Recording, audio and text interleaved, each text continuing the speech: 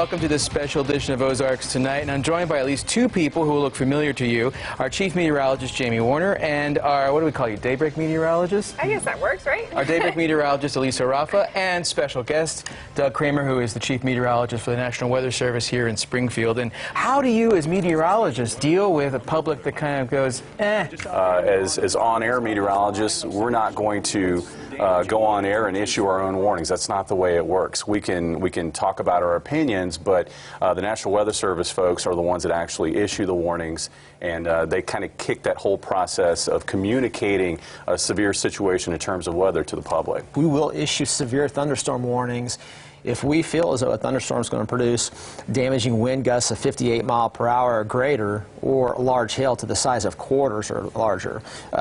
Just because a specific county is under a severe thunderstorm warning, that doesn't necessarily mean the entire county is going to receive that hazard. And I think that's the problem, because over time people go, well, again, the last 50 of these on my phone, maybe the sky gets dark, maybe there's a little bit of rain where I am, but it didn't ruin my barbecue or anything like that. I'm going to go ahead and ignore the next one. There's a very large percentage of our warnings that are verified. Will be verified at your one specific location.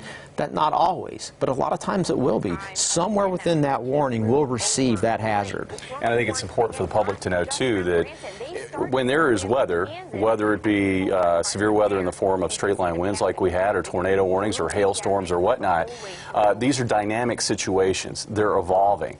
What we see at any given moment isn't going to be the same thing that we see minutes from that, or 10 minutes from that, or 30 minutes from that. So we're trying to address, as meteorologists, that change over time to make those warnings as accurate as possible. And a lot of these changes are very local. These storms are not like a hurricane. You know, we watch hurricanes impact a whole state at once.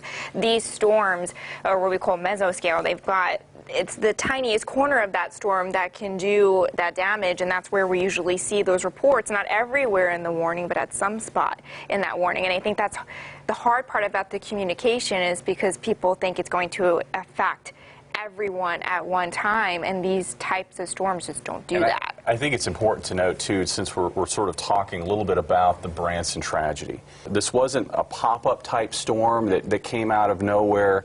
This was a line of severe storms that was very easy to see how it would progress through time. So what I'm getting is, I can't sit there at 5 in the morning, listen to Raffa's forecast, and feel as though I'm good for the rest of the day, right? That's the first takeaway from this. In a severe weather situation, that may be accurate to say that. I mean, on a day like today, she's going to give out a forecast, and it's probably going to be pretty spot on for the afternoon. But it brings me to the next question.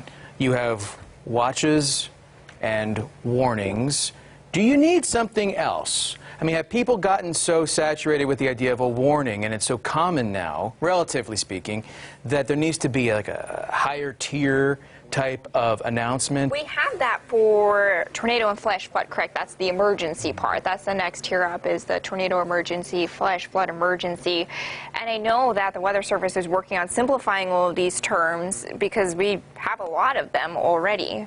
The National Weather Service, what they do in their warnings is they write language into the warning that specifies if it is going to be a more extreme event. One thing that can't be lost in this, though, is that there are many and numerous examples of public and our core partners that do get the warnings, and they respond appropriately. Thank you all three for your time tonight. Thanks, Brian. And KOLR10 News will continue after this.